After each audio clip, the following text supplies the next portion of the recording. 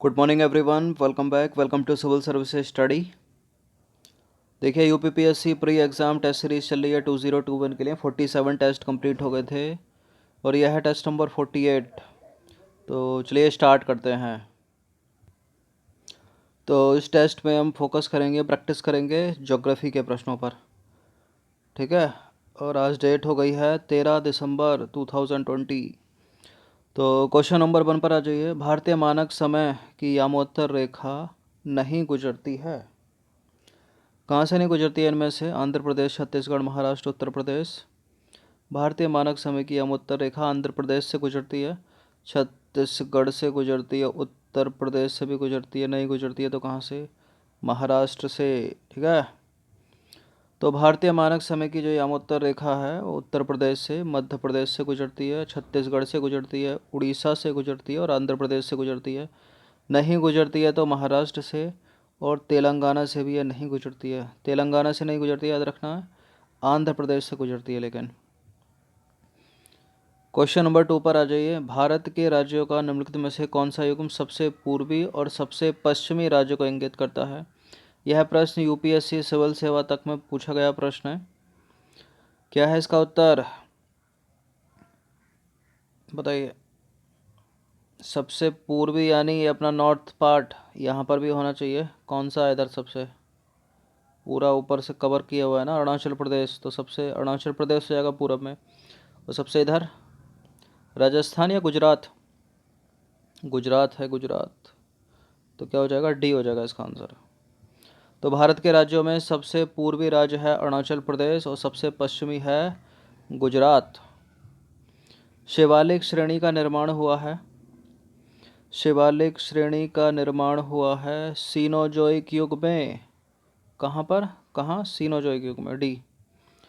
तो शिवालिक हिमालय का जो निर्माण हुआ वो सीनोजोइक युग में हुआ। इम्पोर्टेंट है, सीधा सीधा याद रखिए। क्वेश्चन नंबर 4 है। उत्तर भारत में उप हिमालय क्षेत्र के सहारे फैले समतल मैदान को क्या कहा जाता है? क्या कहलाते हैं उत्तर भारत के उप हिमालय क्षेत्र में फैले समतल मैदान? भाबर। भाबर।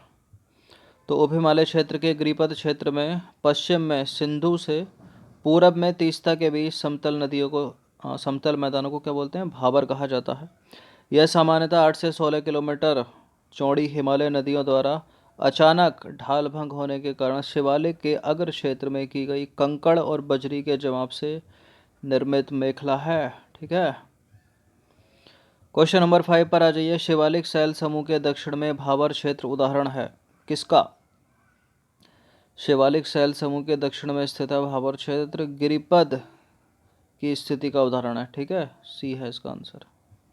तो भाबर मैदान जो है शिवालिक के गिरिपद क्षेत्र के पश्चिम में सिंधु से पूरब में तीस्ता नदी के बीच जो है फैला हुआ है। क्वेश्चन नंबर 6 पर आ जाइए। लघु हिमालय क्षेत्र स्थित है। लघु हिमालय क्षेत्र किन के बीच स्थित है? ट्रांस हिमालय और महान हिमालय के मध्य, या शिवालिक और महान के मध्य, ट्रांस और शिवालिक के मध्य, या शिवालिक और बाह्य के मध्य? लघु हिमालय, ये इंपॉर्टेंट है, पूछ लिया जाता है कौन किसके मध्य स्थित है, ठीक है। तो लघु हिमालय स्थित है शिवालिक और महान हिमालय के बीच। इसको बृहद हिमालय भी कहा जाता है, ठीक है। सबसे ऊपर महान है, उसके बीच में है मध्य हिमालय और सबसे नीचे है शिवालिक। तो महान को बृहद हिमालय भी, हिमाद्री, बृहद हिमालय हिमाद्री भी कहा जाता है। जो लघु हिमालय है उसको मध्य हिमालय, और जो ये जो है ना शिवालिक हिमालय, इसको बाह्य हिमालय भी कहा जाता है। तो जो लघु हिमालय है वो शिवालिक एवं महान हिमालय के मध्य स्थित है, ठीक है। तो यही तो लघु हिमालय, ये हो गया शिवालिक, ऊपर का हो गया महान। क्वेश्चन नंबर 7 पर आ जाइए। अधोलिखित उच्चवाच आकृतियों पर हमको ध्यान देना है। जास्कर पर्वत श्रृंखला, धौलाधर पर्वत श्रृंखला, लद्दाख पर्वत श्रृंखला, कराकोरम पर्वत श्रृंखला। बताना है कि ये जो आकृतियाँ हैं, ये जो श्रृंखलाएँ हैं, पहाड़ियाँ हैं, दक्षिण से उत्तर की ओर इनको बढ़ते हुए क्रम में सजाना है, यानी साउथ टू नॉर्थ लगाना है।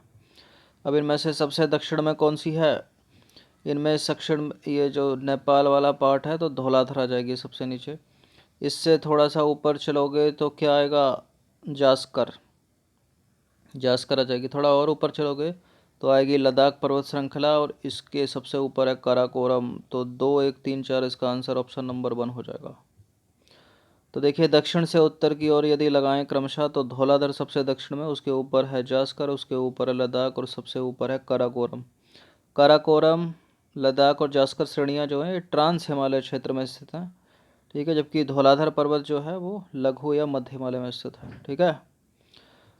क्वेश्चन नंबर 8 पर आ जाइए। देश में निम्नलिखित में से कौन सा भौगोलिक क्षेत्र सबसे प्राचीन है? इनमें सबसे प्राचीन भौगोलिक क्षेत्र इनमें से कौन सा है, बताइए। भारतीय प्रायद्वीपीय पठार सबसे प्राचीन कौन सा है? भारत का प्रायद्वीपीय पठार। तो दिए गए भौगोलिक क्षेत्रों में भारतीय प्रायद्वीपीय पठार जो है सबसे प्राचीन है। यह गोंडवाना भूमि के टूटने एवं अपवाह के कारण बना है। क्वेश्चन नंबर 9 है, नर्मदा नदी और ताप्ती नदियों के मध्य स्थित है। नर्मदा एवं ताप्ती नदियों के मध्य क्या? Satpura, option number B. तो देखिए सतपुड़ा श्रेणियों के उत्तरी भाग पर नर्मदा नदी बहती है और दक्षिणी भाग पर बहती है ताप्ती, ठीक है। क्वेश्चन नंबर 10 की ओर अग्रसर होते हैं। निम्नलिखित उच्चवाच आकृतियों पर हमको ध्यान देना है। महादेव पर्वत श्रृंखला, मैकाल पर्वत श्रृंखला, छोटा नागपुर पठार, खासी की पहाड़ियाँ। उपरोक्त उच्चवाच आकृतियों को पश्चिम से पूर्व की ओर बढ़ते हुए क्रम में, यानी वेस्ट टू ईस्ट लगाना है, ठीक है। अब देखिए क्या आएगा फिर। सबसे पहले तो महादेव पर्वत श्रृंखला ही आ जाएगी, उसके बाद पूरब की तरफ चलोगे तो आएगी मैकाल, फिर छोटा नागपुर आ गया, और सबसे उधर चली जाएगी नॉर्थ ईस्ट में खासी की पहाड़ियाँ, ठीक है। तो 1, 2, 3, 4 इसका आंसर ए ही हो जाएगा इसी क्रम में। तो प्रश्न में दी गई जो उच्चवाच आकृतियाँ हैं पश्चिम से पूर्व की ओर बढ़ते हुए क्रम में, महादेव पर्वत श्रृंखला, उसके बाद मैकाल पर्वत श्रृंखला, फिर छोटा नागपुर पर्वत श्रृंखला तथा खासी पहाड़ियाँ आएंगी सबसे पूर्व में। महादेव एवं मैकाल श्रेणियाँ जो हैं वो सतपुड़ा श्रेणी के पूर्वी विस्तार के रूप में स्थित हैं, ठीक है। क्वेश्चन नंबर 11 पर आ जाइए। उत्तर से शुरू करके दक्षिण की ओर नीचे दी गई पहाड़ियों का सही अनुक्रम कौन सा है? अब नॉर्थ टू साउथ लगाना है इनको। तो सबसे उत्तर में कौन सी है? अन्नामलाई तो है नहीं, सबसे उत्तर में एलिमिनेट कर दो इसको। सबसे उत्तर में हो जाएगी नलम्मा। नलम्मा पहाड़ियाँ सबसे उत्तर में। नलम्मा के बाद नीलगिरी नहीं है। नलम्मा के बाद आएगी जावादी, जावादी के बाद है नीलगिरी, और सबसे दक्षिण में अन्नामलाई। तो सी इसका आंसर हो जाएगा। तो देखिए जो नलम्मा पहाड़ियाँ हैं वो आंध्र प्रदेश के कृष्णा और पेन्नरू नदी के मध्य स्थित हैं।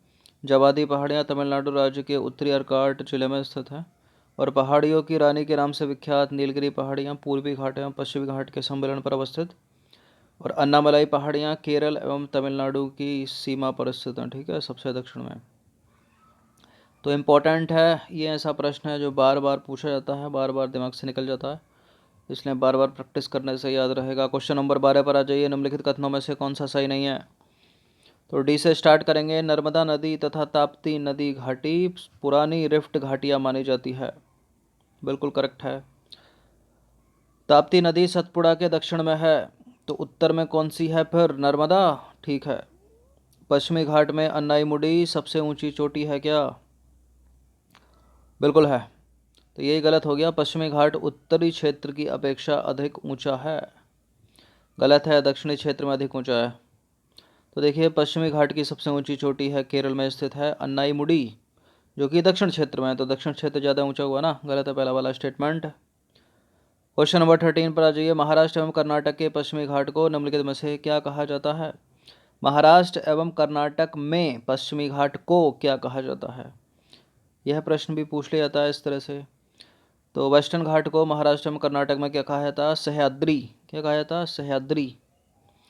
तो पश्चिमी घाट को महाराष्ट्र में, कर्नाटक में और गोवा में क्या कहा जाता है? सह्याद्री, याद रखिएगा। क्वेश्चन नंबर 14 पर आ जाइए। निम्नलिखित में से कौन सा एक युग्म सही सुमेलित नहीं है? गडजात पहाड़ियाँ, मंडप पहाड़ियाँ, नलम्मा पहाड़ियाँ, शिवराय पहाड़ियाँ। शिवराय पहाड़ियाँ के सामने तमिलनाडु लिखा है, करेक्ट है क्या? करेक्ट है क्या? करेक्ट है। नलम्मा पहाड़ियाँ के सामने आंध्र प्रदेश लिखा है, करेक्ट है क्या? करेक्ट है। गडजात पहाड़ियों के सामने उड़ीसा लिखा है क्या? करेक्ट है। मांडप पहाड़ियाँ महाराष्ट्र में थोड़ी हैं, गुजरात में है ना, गलत है अभी। तो मांडा पहाड़ियाँ गुजरात राज्य में स्थित है ना कि महाराष्ट्र में। अंतिम प्रश्न, रिपीटेड प्रश्न। धूपगढ़ चोटी स्थित है, कहाँ पर स्थित है धूपगढ़ चोटी? बिंदरेज में नहीं है, बकाल में नहीं है, सतपुड़ा, ठीक है, सतपुड़ा में।